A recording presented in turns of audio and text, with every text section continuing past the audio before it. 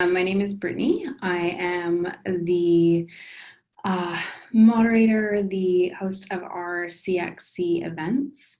I am also the head of research for a company called PH1 Research.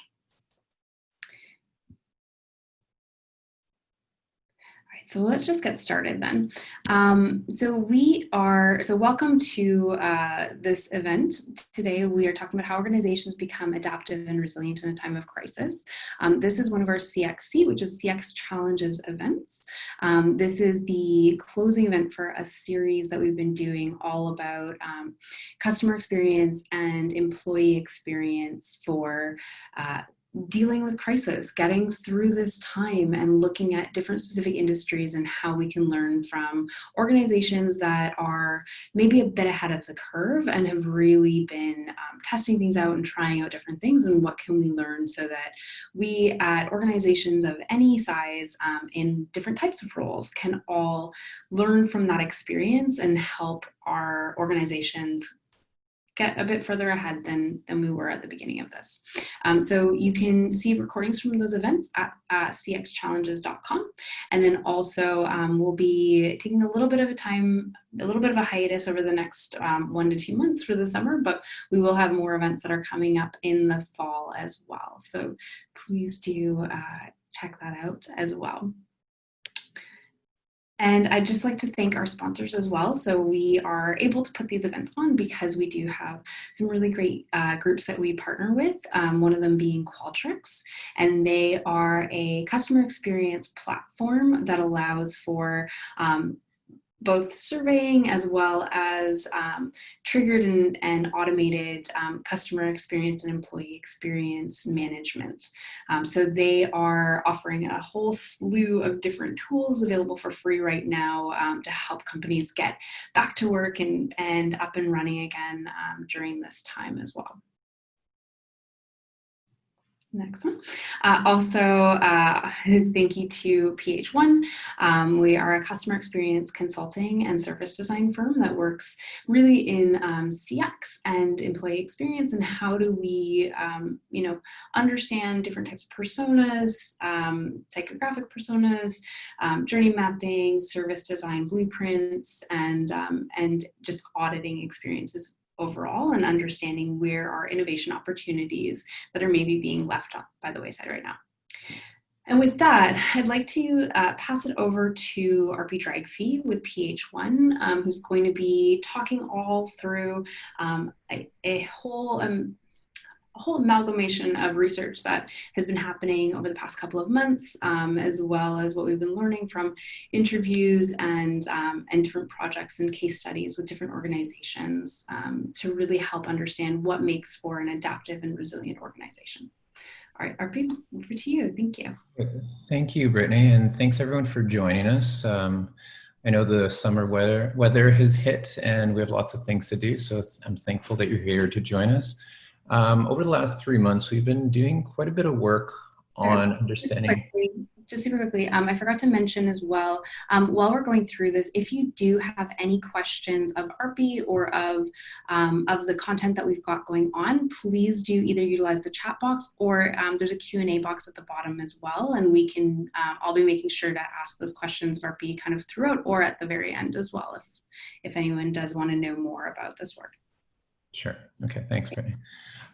So again, this research was important for us because we were really blown away by how this crisis impacted so many industries, and it was not consistent, that impact, in many respects. We wanted to understand why some organizations adapted better, and more than anything is really understand, well, what were they doing from the perspective of their customers and their employees. So PH1 was founded in 2012, and we've done a lot of work on customer experience and innovation initiatives. But what we center around is this idea of how can we humanize technology? And that's why this was a very important topic to us. And as we go through this, you'll see that it is an element that keeps coming up in terms of the challenges and opportunities in this crisis. But let's start with the beginning. None of us, I assume people in this room have not been through a struggle like this, where literally the world shut down. The things that we take for granted were taken away in many respects. And for better or worse, this is the first time we felt what it would have been like in historical moments, in significant moments of strife. It was altering in many, many respects. Thankfully, things are changing, but nonetheless, the world around us changed in many ways. We had to adapt personally, but more than anything, businesses had to adapt to survive. And those businesses had a lot of challenges. Those who had the ability to work from home quickly were able to continue. Those who did not have those allowances were in for a major shock. The way our offices were constructed had to change. The way that that we support our employees had to change, and on a governmental policy level, all the way down to civic regulations, things had to adapt and change very quickly to ensure a level of resiliency to avoid a significant crash. So how can organizations become adaptive and resilient to a crisis? This is what we wanted to investigate, and we thought that this crisis, specifically the COVID-19 one and the economic crash that is associated to it, was an example, a perfect case study for future work and future situations that businesses and individuals may be in. Now, how did this happen? Basically, at the beginning of March, things started getting real. You know, we're at 100,000 global cases, a couple thousand of deaths, and Canada had its first case. We're based in Vancouver, and this was a bit of a shock, obviously. Up until then, naively, we all thought that this was something happening elsewhere. But this was a moment when things became quite present and local for us. So by March 9th, we had launched this initiative. It started with survey in market, and we'll go into that later. But then by March 11th, this was announced as a pandemic, and the lockdowns were beginning across North America. So the research questions that we went into this were, what makes orgs more adaptive and resilient? How did they adapt their customer experience? How did they adapt their employee experience?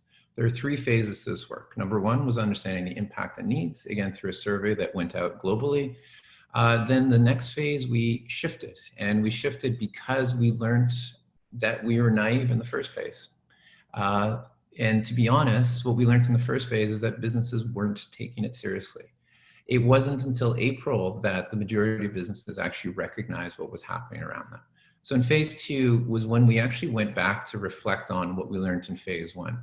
Had the impact been more severe than we expected? Were people now worried about a second wave? If so, what were they going to do? How were they protecting their employees? These were some of the questions we investigated. And then finally, in the last phase, we were engaging business leaders who were on the front lines of significant change in their worlds to learn what they were doing. So we created a series of 3-lesson articles. The majority of them are now live, and you should find them on our website in the news section as well as on Medium. These are some of the resources that we created along the way. Again, these are some of those 3 lessons pieces that you can find on Medium and on our site, as well as webinar recordings you can find on the CX Challenges website. Now, lesson number 1 that we found was create a culture of listening. Signals began early, and those who have a culture of listening benefited. This was something that was really important and really pressing because of the work we do in customer experience. So much of it is about the amount of active listening as well as the amount of active implementation of listening. So we take it for granted, and we saw the fruits of that labor come through in many ways. But let's start with the impact.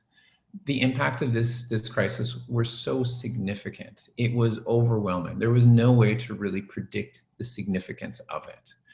But the irony of it was that the signals were there. All of us, including us in consulting, all of us, including those who have made active listening a major component of their work, missed these signals. But once we go into this, you'll see that some did catch them, and there's specific reasons why they did catch them. There's 3 real elements to this world of listening. At the simplest level, let's listen to your employees. What matters to them? What are they hearing? That has this unbelievable significance in that you can actually really infer a lot of what's happening around you. You can spot trends, you can see the risks in ways that you couldn't otherwise. But then the second tier of this is definitely customer listening. customer listening is something that, as much as many businesses have implemented research programs, very few do in a significant way. And I bring this up because conducting simply surveys is not enough. The moment you have structured questions, you're actually going to eliminate the ability to spot things that you weren't expecting.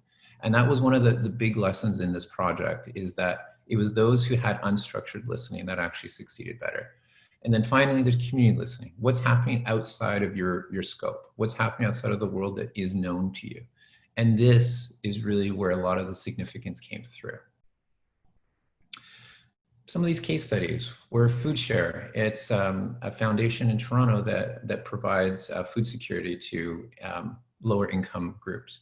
So I was speaking with Paul Taylor, who's the executive director, and they had to adapt quickly, both for the security and safety of their teams, as well as their community. They had to be listening to what was happening, what were the restrictions, what needed to change, how could we continue doing the good work we do.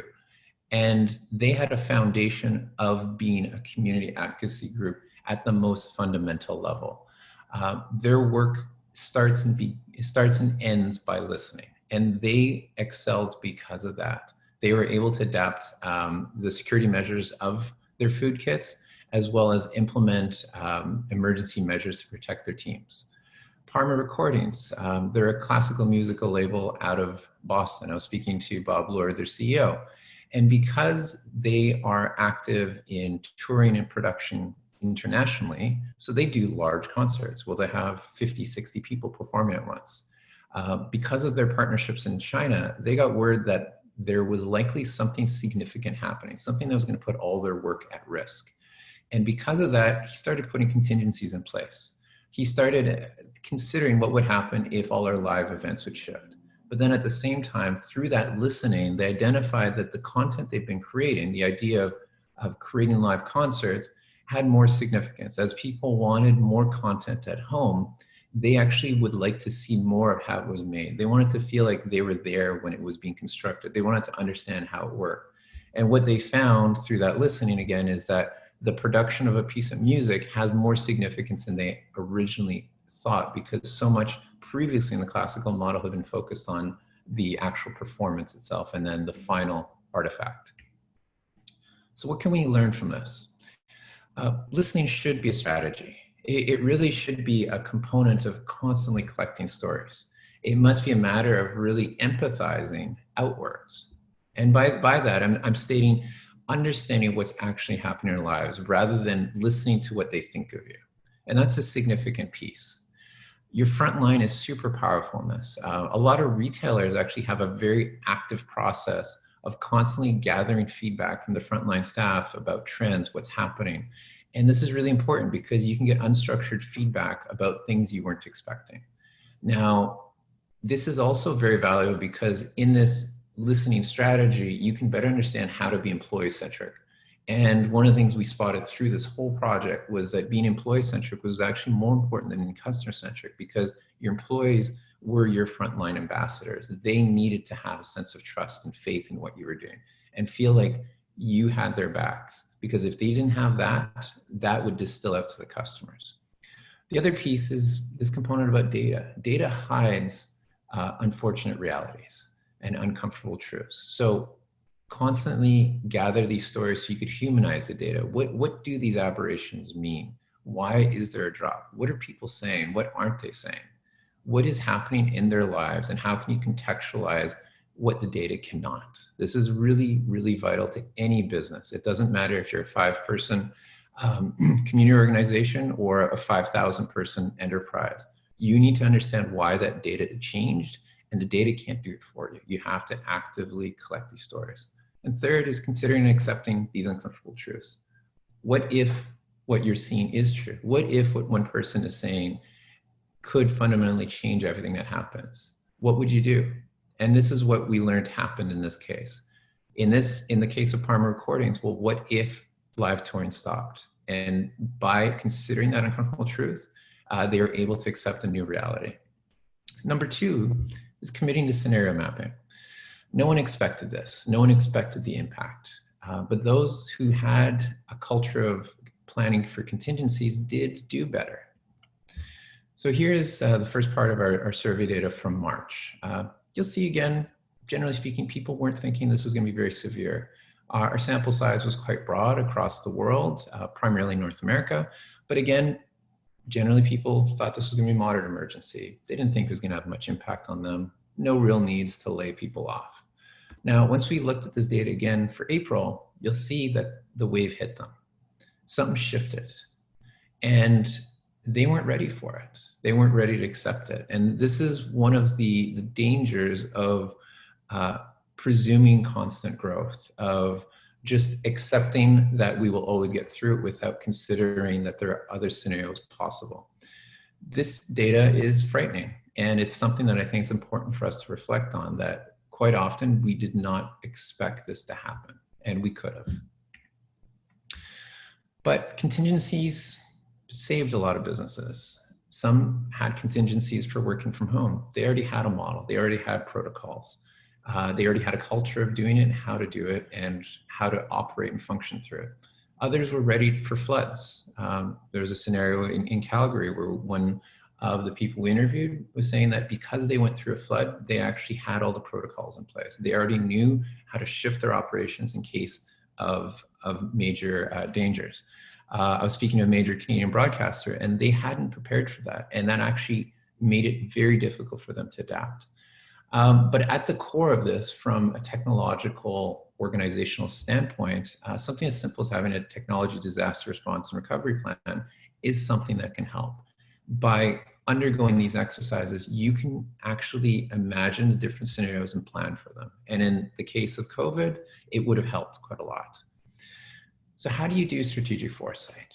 Very much like the process we've gone through here, it's basically just listening through unstructured research to what's happening around you, what's happening to the people directly impacted by you. Based on those, prioritize them, and then consider what if those things are true. Then develop a strategy to become adaptive in that case. What if we can't work from our office? What if half of our employees can't come in the next day? What if we couldn't sell in person anymore? These are some of the scenarios that could have been mapped out for. And what we've also seen is that the larger corporations did better, but they did better because they had an omni-channel strategy where they already were integrated across the board. This crisis was dramatically inequitably distributed negatively against smaller businesses because they hadn't been able to adapt to that. They've been so dependent on one channel, and this is a danger to them. So strategic foresight is something that's important through this.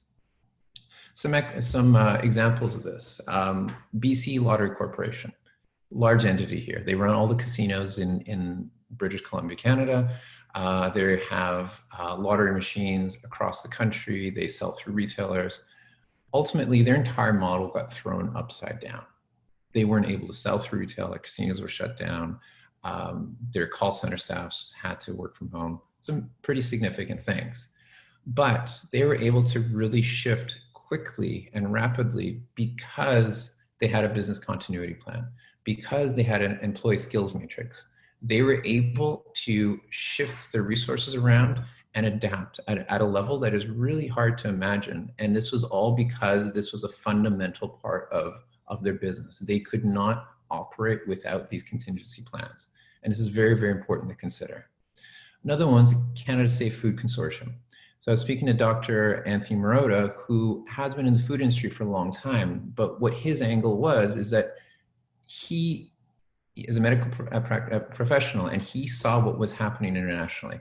And he could imagine what would happen to the food security if this continued. But he also saw what was happening in the food industry. There was food that was going to go to waste. There were businesses that were going to go under if there wasn't a way to continue the workflow. So at that point, they created the consortium as a way to partner with the government to ensure food consistently and safely was available to frontline staff, people working in medical facilities, and in areas that perhaps might incur disruptions.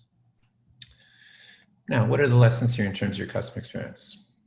Create a disaster recovery plan. This is a very critical one. Disasters of some sort are inevitable. Where we live, the thoughts are, earthquakes, things like that.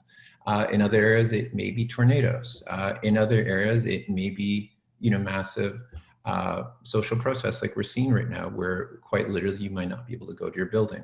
These are all real scenarios, and 2020 has showed us that we need to plan for some of these scenarios. Next is evaluating your supply chain and risks. What if some of these things were true? What are the vulnerabilities? What can we do to protect the value creation that we provide? This is an important piece. And then finally, empowering a recovery committee to listen and act. And the act piece is very important because the C-suite can't be representative of what's happening. They can't know what's happening across the organization. These committees need to be made up of people who actually are hearing what's happening. They need to be ones that are directly impacted, who understand what needs to happen to shift forward. But more than anything, the ability to act is vital, because if all they're doing is listening, but no one's doing anything about it, it's not going to help. And this is one of the things that really shocked us. The tourism industry was definitely plagued by this, where there was a lot of impact assessment happening, but a level of uncertainty about what to do because they hadn't done the scenario mapping necessary. Third, value transparency above all. And this is important from the standpoint of leadership. Leadership was one of the most resounding factors through all this. You need inclusive leadership to address the mounting fears created by this crisis. And why? Why was leadership so important? This chart is only showing a slice of the different changes that happened locally here, different regulations, different perspectives, different medical rulings. No one can predict this. On a daily, weekly level, you constantly had to adapt. You constantly had to shift what you're doing. You had to shift what the truth was. And this makes it hard to lead with certainty. You had to assume uncertainty was the rule. And this was very vital for leaders who, let's be honest, a lot of leaders can't accept being wrong. And this crisis showed that that doesn't work. But then behind that, you have some dangerous wins in your sales. You have misinformation everywhere. We've never experienced anything like this before, where there's so much false narratives being propagated. And this impacts the confidence of your customers, employees, and partners. Leadership needed to address these. Otherwise, customers would propagate some very negative ideas. They would assume the worst. And leadership had to be transparent to address these things, as well as to protect your employees. So what are some of these stories? Our research indicated that transparency was the #1 lesson based on how your organization responded. It was ultimately the thing that employees valued most. They just wanted to know what was happening. It didn't need to be right. They just wanted to feel like there was a direction, because without that honesty, without that authenticity and transparency, they'd feel lost and they wouldn't have confidence, and that confidence would leak out to the customers. But then at the same time, customers were demanding answers. And I'm sure any of us who experienced this, being on hold and then being passed along and not being provided any answers, were shocked. What's happening? Will they be around? Will I get my refund? Will I be able to rebook? These are all real questions, and those that weren't able to answer it lost the confidence of thousands. How can we deal with uncertainty? Design thinking, which many of us know as a model for innovation, actually is an ideal model for addressing uncertainty. This is important because of the non-linear components in it. Because it starts with active listening, then it continues to, a definition and prioritization of what you heard, and then just going into like, okay, what if this is true? Preparing a scenario, ideating on it, prototyping it, and testing it. This model is actually very valuable, and I encourage all organizations to explore it, not in the traditional innovation perspective, but as a way to address scenario mapping and understanding what you can do. The beauty of it is it's so simple, this idea of just listening, what does it mean, what can I do about it, and seeing if it's true or not, that any group can do it. You don't need to be a designer, you don't need to be a researcher. It's something that through this crisis, many organizations were doing, but they didn't realize it. So what did we learn on this? Brittany was speaking to someone from Stanford University, and it was actually very interesting. They, as a university, are very well known for many things, but unfortunately, the transparency in this crisis was not necessarily the clearest. The employee treatment and the experience of those employees became a concern for the students. And this is one of those examples of the employee experience actually being a higher priority in the time of crisis than the customer experience. Because if the employees don't feel satisfied in what's happening, the customers won't. They'll interpret it, they'll hear about it, and it's vitally important that you are transparent and lead with values. And this is what we saw from Stanford. They did many, many things right, and we'll hear about them for many months, but nonetheless, education, higher ed, was shocked in many ways, and they weren't sure how to deal with it, and they rightfully still are not. At the same time, I was speaking to Sharon Davies from Young Enterprise UK.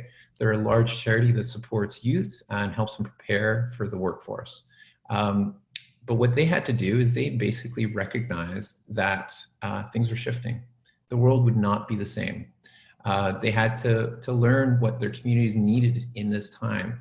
They had to adapt because they couldn't do the in-person programs that they're so used to. They couldn't reach out to the people that they traditionally could. And to her, she is one of the most passionate people I've ever met about youth. She truly believes that this crisis is tragic and unbelievably negative for youth, because they're the first to lose job prospects, they're the first to lose the resources necessary, and the first to be distanced from the key resources that are important to them. At that point, their income was hit. They had to lay people off, furlough them.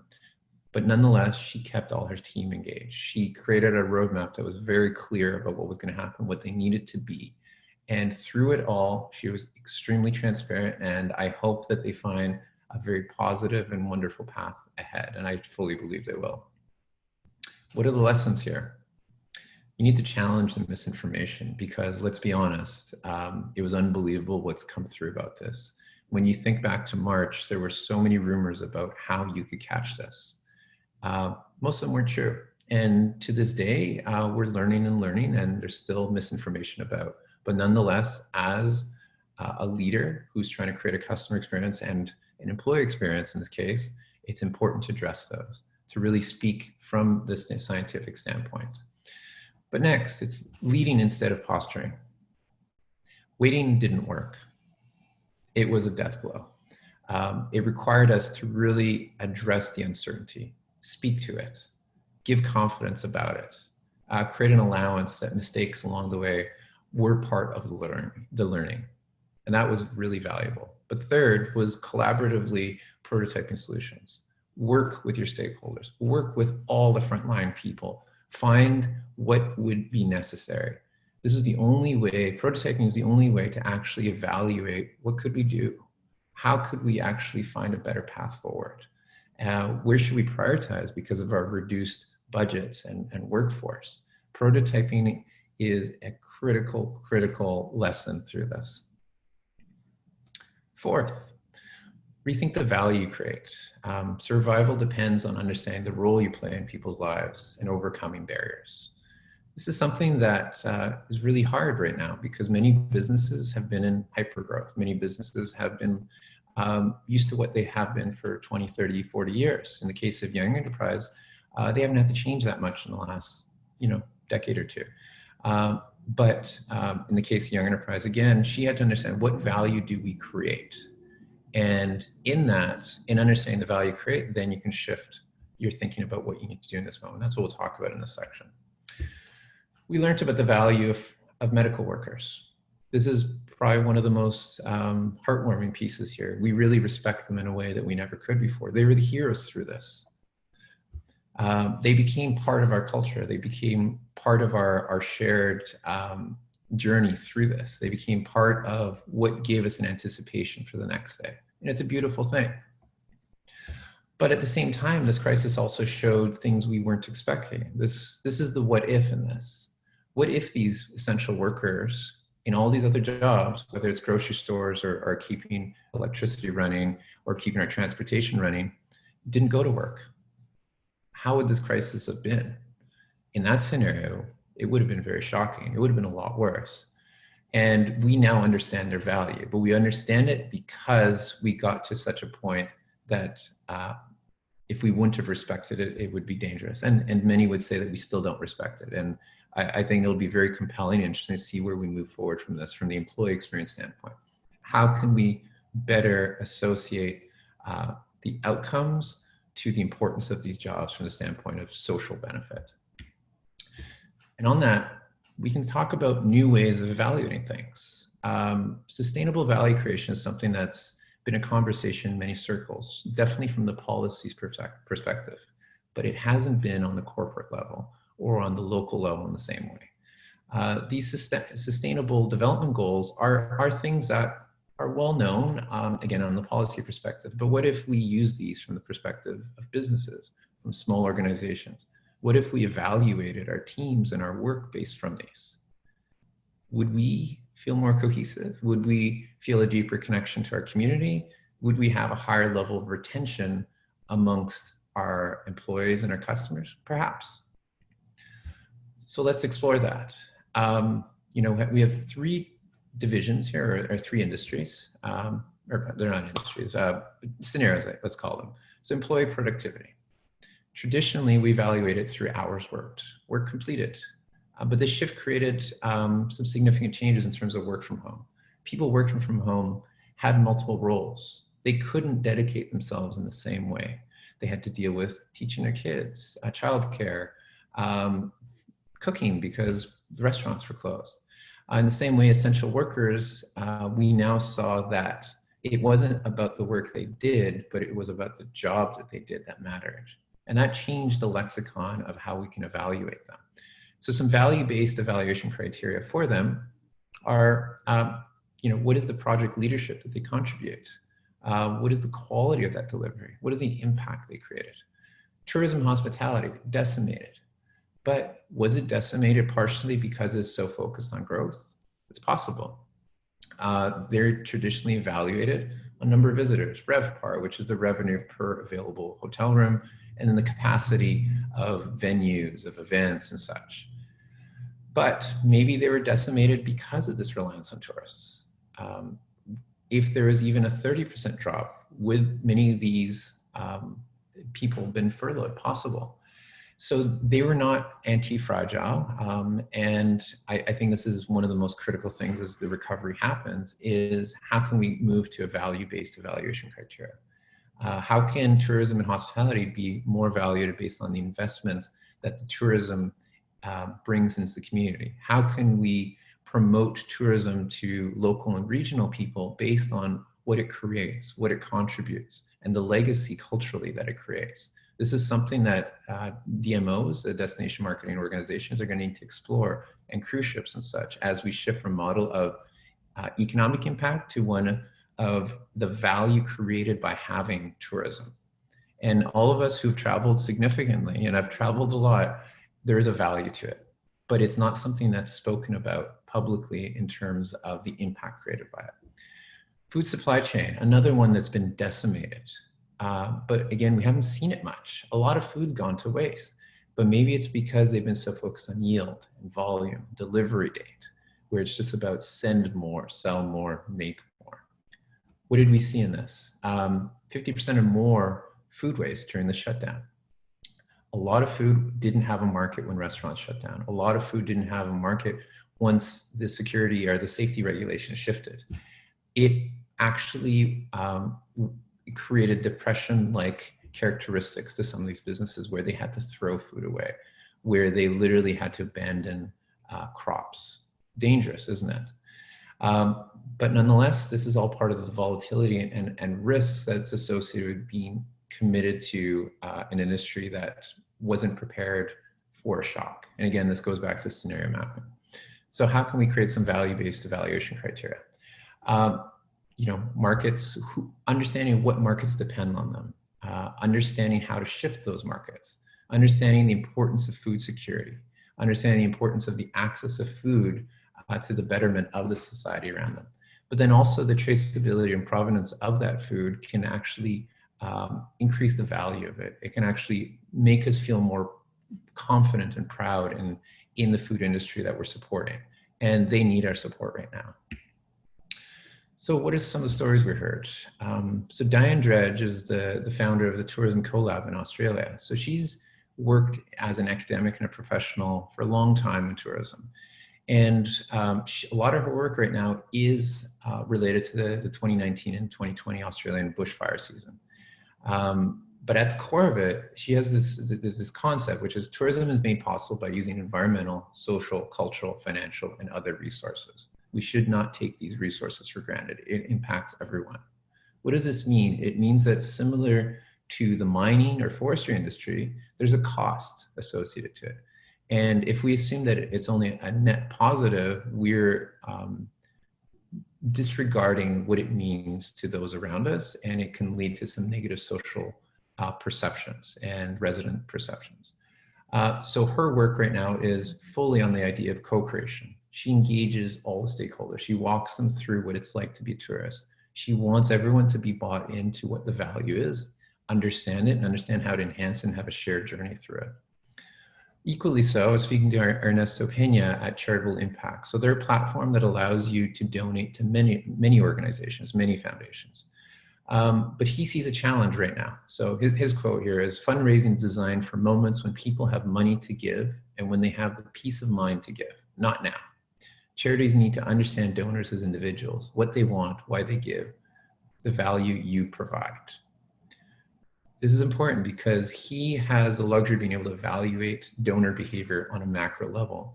And he believes that charities don't really understand what donors want. And partly it's because they've been so used to study inflow in some ways. They're used to focusing on high value donors and such.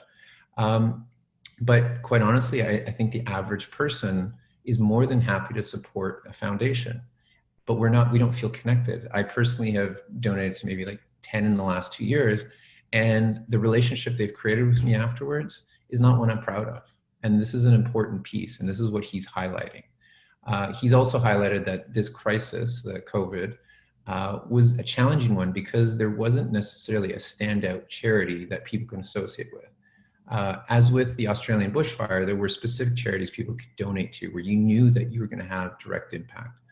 With COVID-19, there wasn't as much. Food security became one, but aside from that, it was such a systemic shock that we weren't sure what to do with our giving. And then finally, challenge assumptions about technology. Technology doesn't solve problems and can in fact create new problems if not considered appropriately. I know this one's going to shock people because digital transformation was the #1 solution offered, but it isn't always the right one.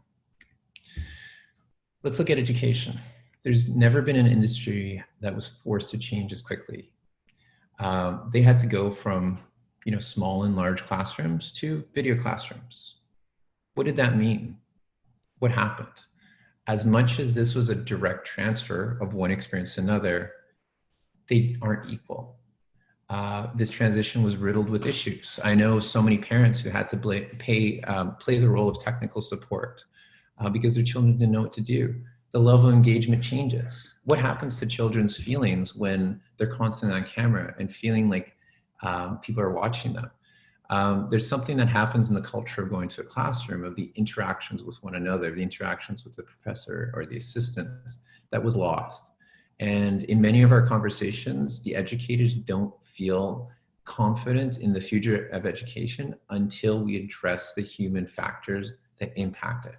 We need to understand what are the impacts of using something like Zoom. How can we encourage people to be more engaged and participating in it in a new way? I was speaking to the City Lab here in Vancouver, who does some innovative work across different universities. And his perspective is that it isn't about Zoom. The future isn't Zoom in education. The future is going to be more from the perspective of YouTube's creators, where these creators make learning educational. They make it fun. They make it something stand out that you want to engage and participate in. But more than anything, they make you want to create lessons for others. So it's a different archetype in many ways. But then restaurants are another one. Digital did not create an equal experience. You take a nice restaurant, nice plated meal, the ambiance, the feeling of celebrating with others, it doesn't carry over. Not only that, these platforms are actually commoditizing what they're doing and disrupting the business model. They're hurting the bottom line in many respects. And for many restaurants, it's challenging the status quo of, well, should they have an in-person dining room? Should they spend money to bring in the best staff and servers? It's upending the model in many ways, where the digital transformation actually long-term will be detrimental and is handing more and more power to the platforms. At the end of this crisis, we'll see that throughout it, groups like Uber, Google, Facebook, YouTube, all of these will be more powerful. And in many ways, it'll be to the detriment of the individual owners until they change how they do business. So again, we'll see the digital transformation didn't allow their business to continue, it forced them to change. And this is one of the risks with a lot of businesses where if you don't consider what the long-term impact of that technology will be, there will be some long-standing challenges that happen. So what did we learn from our research specifically? We'll see here that what customers actually need in crisis is not technology. You'll see here on the left what customers and community needed most during the crisis. They wanted leadership and optimism. They wanted outreach and transparency. It wasn't technology. Technology was down and forth. Convenience isn't that important in a crisis. They just want to know what's happening. They want definitive solutions. They want to feel like they're supporting an organization that's worth their support. But then on the employee experience standpoint, what lessons would have lowered the impact? Again, technology wasn't really a big part of it. They wanted more communication. They wanted more transparency. Sure, technology can help that. They wanted more safety and security. And again, technology is part of that. But as we see here, the technology is just a medium to solving some of these. And technology allows these things to happen at scale, but it doesn't necessarily mean that it's better. Some of these quotes, again, you'll see, infuse them with delight. They're getting a lot of negative and needed joy. This isn't the moment to deliver a product digitally at scale. It should be bespoke. This quote's important because it reflects that communities don't want to feel more disconnected. They want to feel more connected.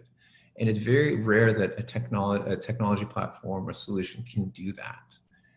Unless it's made specifically for that problem and it specifically makes getting definitive answers easier. And that's something we saw with the airline industry, where they tried to simplify their process and making it easier for you to get answers without having to call in. That is a valid use of technology. It's one that enables them to engage people at scale much more effectively. So how do we do this? In many ways, customers want a good show. They want someone on stage that's engaging.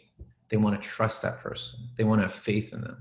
In the same way as a theater show or a politician, they're not necessarily concerned how it happens. The nuances of who works in the back, what technology they're using, that isn't as important as having faith that they're getting the truth up front, that they're getting what they expect and need up front. Now, how do you put this into action? Service design, the area that our firm works in, has a tool called service blueprints. The interesting thing about service blueprints, and something that I encourage any business, any organization to do, is encourage you to consider what people need. And by people, I'm also saying employees and customers and partners. What do they need on the front end? What do they expect to see? And depending on what they expect to see, how do we deliver that? What do we need to deliver that? Is it a technology? Is it education? Is it a new workflow? Is it a different type of leadership? Because we can say in the airline industry, well, we need to reduce call volume. Well, how do you do that? Well, partly at the most fundamental level is having employees who understand clearly what they need without having to transfer out. And how do they do that? They need training, they need leadership, they need platforms to get that information. Again, asking these questions recursively enables you to actually map out and blueprint the type of services you need to address customer needs in time of crisis.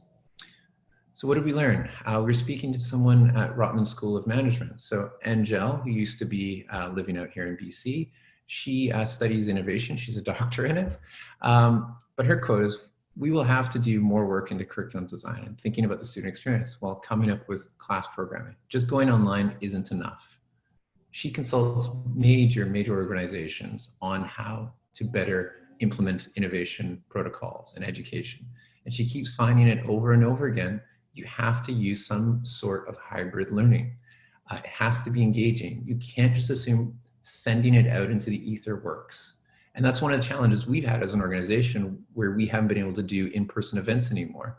There's a disconnect. It's hard to know if I'm doing what's helping.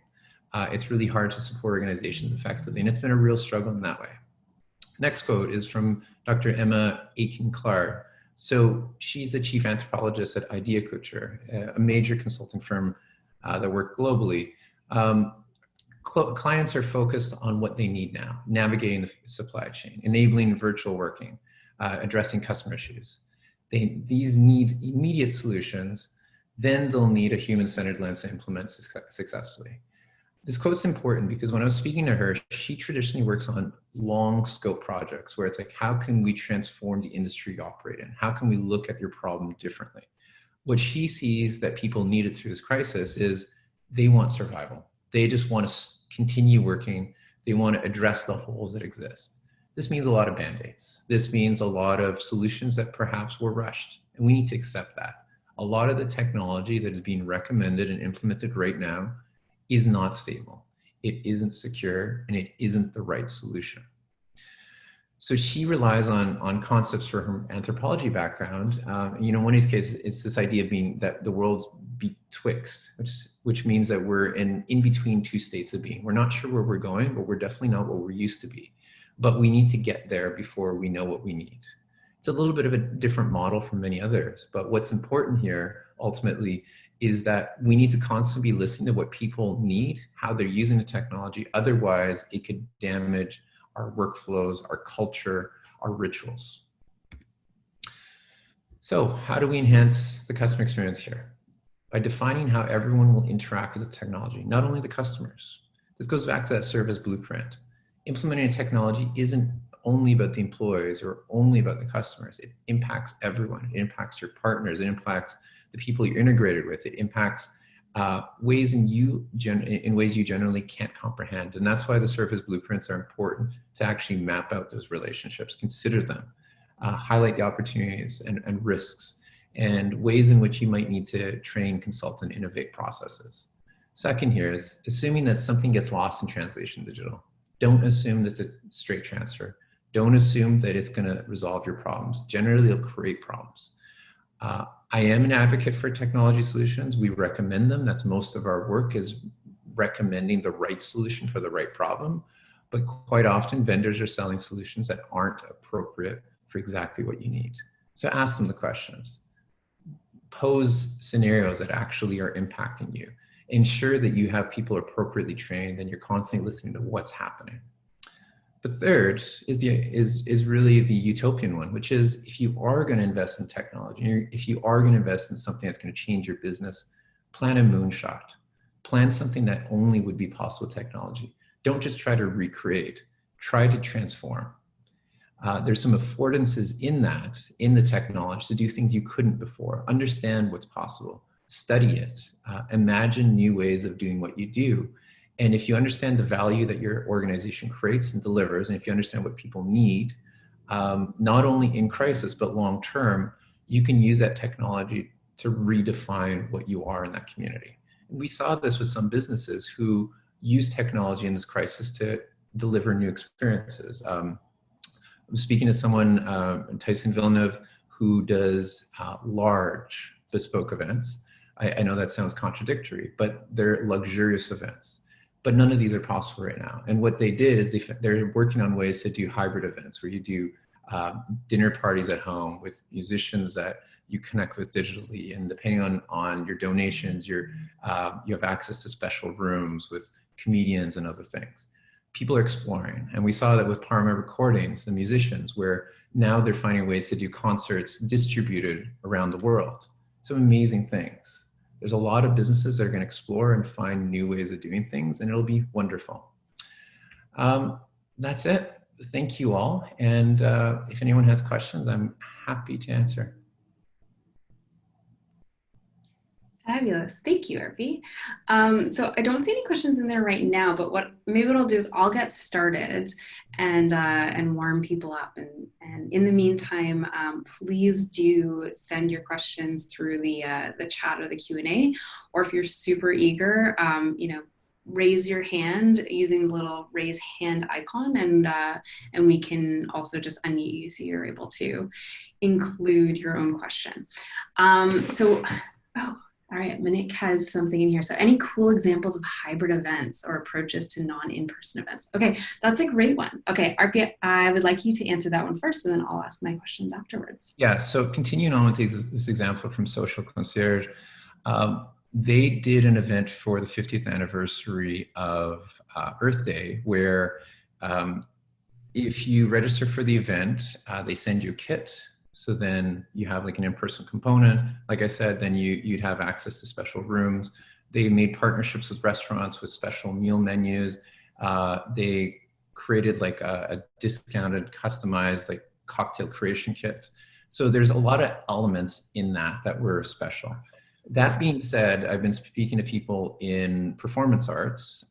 And one of the other things to explore is this idea that there are regulations for individual cities on a number of gatherings, but at the same time, what you can do is you can have individual gatherings that are satellites of one another, where you have smaller capacity, where each one is a unique experience, where it's almost like you're walking from room to room, and each of them all operate under the regulations that the public health officer has put in place. But nonetheless, it literally is like going from a show to a different show.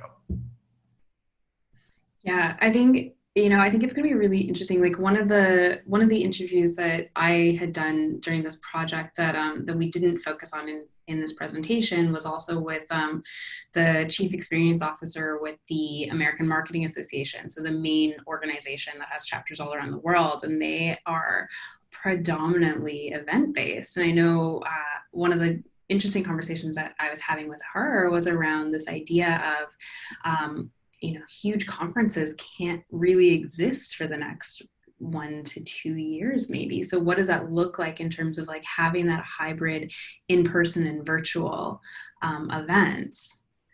And yeah, I think really right now, like it's a time to prototype and test things out and see what that can look like and make some of those mistakes.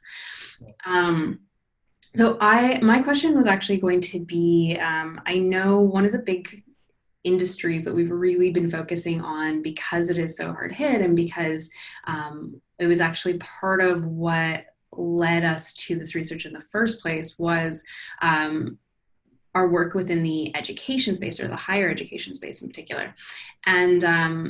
And they are so hard hit, but more importantly, they have this big challenge where every educator has a different mandate, has a different teaching style, has a different amount of hands-on versus lecture style. And so thinking about this idea of some of these service design tactics and design thinking methodologies, what would be kind of your advice to someone in the education space right now for how they could leverage design thinking and technology to be able to test out and really prototype some things? Yeah, well, a couple of weeks ago, we had a session where we invited somebody from University of Toronto that was quoted here, somebody from Quantic, which is this online education school, and then someone from Coursera who does like a hybrid of university courses online. And there's some interesting dialogue in there, but there's a couple different paths, one of which is this idea of nudges and gamification, where Quantic excels at, which is this idea of micro-learning. So similar to like Duolingo, where it's about, okay, how can we shift the model of education so that it's constantly evaluating, where you're learning every day in little slices. But at the same time, if you look at somebody like City Studio, which does multidisciplinary learning, what can happen in education is by going fully digital, you can start bringing in speakers from around the world. You can actually have different mentorship models. You can have like a roulette style way of connecting people. You can do different types of collaborative works. You can explore challenges from a lens that you couldn't before. So there are a lot of advantages possible, but nonetheless, it isn't a direct transfer of in-class to online. It's a different thing, and you need to accept it as that. Yeah, great. And you talked about design thinking, which is a really exciting way of addressing kind of bigger challenges that are a little daunting. But even the idea of going through a design thinking project can feel really daunting. Can you maybe talk about something that you didn't mention in it, but is a way to make them seem a little bit easier? Can you talk a little bit about what design sprints are and how organizations could utilize or leverage a design sprint to make it easier to dip their toe into design thinking? So if you Google design sprint, there's a lot of different models for it. There's a lot of videos about it. But a design sprint is kind of like it's a combination of agile methodology with design thinking. So design thinking, typically a project might be over a couple weeks, whereas in a design sprint, usually you're focused on a 1 week chunk. And in that 1 week chunk, it's like, okay, let's take an assumption, let's take a question, let's take a possibility, let's explore it for 1 week. Let's just work together, let's jam on it and see what happens. It's something you can do with like 3-4 people. You can do it for a couple hours each day. And at the end of it, you'll feel so much closer to understanding, well, is this actually the right thing or is it the wrong thing? And in the case of a crisis like this, when you don't have many resources, committees could benefit significantly from adding those things. There are a lot of committees that are focused on talking and listening, but there's very few that are focused on acting. And adding a design sprint could actually shift that. It could actually make it something that it's more functional for times when you need to get shit done. Okay, I like it. And then, my last question to you would be in points 1 and 5. I think that there's a lot of, cohesion between between multiple of those points, but in particular, talking about this idea of listening and being better listeners, and then also about this idea of technology. I feel like when you were talking about not getting so caught up in the data, and I think that really is a technology problem as well. And so what I would love to know from you is for organizations that are really caught up in this idea of like, well, we are listening because we have a voice of customer program. We are listening because we have because we are sending out surveys, or because we have triggered communications and emails and whatnot. And so really reliant on technology to get that kind of like listening data. What would be your advice for how to kind of start dipping your toe into some actual qualitative, one-to-one kind of listening programs? So I guess the simplest example of what's wrong with most automated research is, imagine if someone asked you, how are you feeling? The only options were yes or no. What does that provide you? Nothing. So if you ask people to select from options that you predefined, all you're going to get is what you expected. You're not going to get the gray area. And something that I've learned through traveling, ironically, is that the gray areas, these in-between questions, these questions that are really hard to answer, is where you generally get those insights. So while data and automation tools and all these things that you've been sold by vendors are great, generally speaking, they undermine the clarity of what you're gaining. So that's why, Qualtrics is involved in this, but these platforms allow you to do hybrid things where it's like trigger communication or a survey depending on a thing that happened. So let's say they bought something or they didn't buy it. Ask them, why not? Ask them, is it one of these reasons? There's a lot of ways to go about it, but nonetheless, it's asking those in-betweens where you learn the most. Surveys are generally good for verifying things or invalidating things, but they're not good for understanding things. Okay. Thank you for that. And then Nigel Brett Young just made an observation, which I think is really poignant, and I want to read it. And then I'm going to just, I'm going to read it because I think it's great. But Nigel works with young people, so youth work and formal learning. They live in virtual worlds, but through this mire have totally missed meeting in physical spaces. We'll resume that ASAP and remember core values of the learner being at the center and being architects of their own learning, supported by their peers and key adults. we'll also be focusing on the voice of young people, even more than we have. They're our route mappers. Thank you. So, I think that that's really great, and it's a good thing to remember. And it actually really triggered something for me about my conversation with Angel, actually, where she was quite shocked at this fact that you've got these young people who are, whether they're in high school, kind of like prospective students, or you've got these people who are young adults, and we think of them as being digital natives, that everything is about being digital and being virtually connected and everything at your fingertips.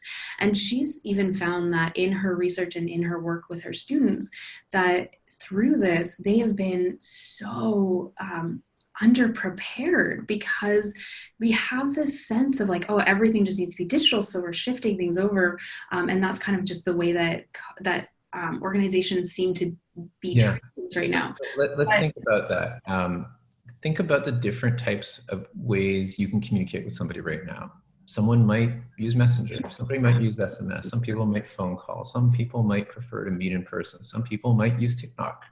There's so many different ways to communicate now. And generally speaking, for every strength you have like a shadow quality where there's an area you don't like. And the problem with something like Zoom, and when you're dealing with young people, is it forces them to be what the platform does.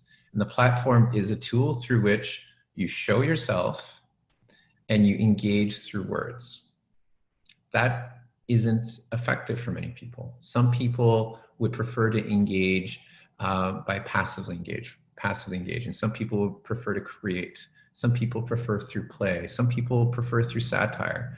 And this is why Zoom should be used in collaboration with other interaction tools, whether it's creating something on YouTube, whether it's using something like Mural or Miro, whether it's something like playing games and discussing these things. If you read a lot about like behavioral economics, they usually implement a lot of different exercises and tests, and you'll see through those tests that that's how you learn about them. It's not by asking them sometimes. It's like, well, how did they do that thing? And why did they do it? And then asking them about it.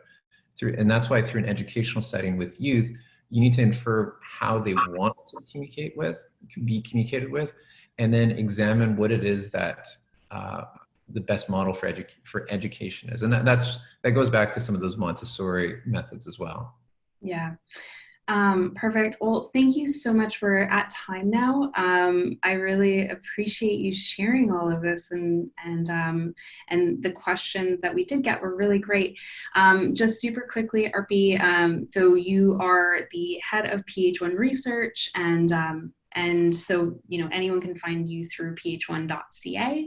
And then also, if anyone wants to know more about these events, we are at cxchallenges.com as well.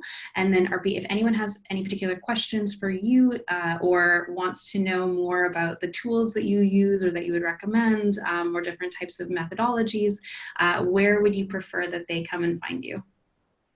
Just, on Twitter, ARPYD, or just email me, arpy@ph1.ca. So just go to ph1.ca, easy to connect, simple. All right. Thank you so much, everybody, and have a great rest of your day.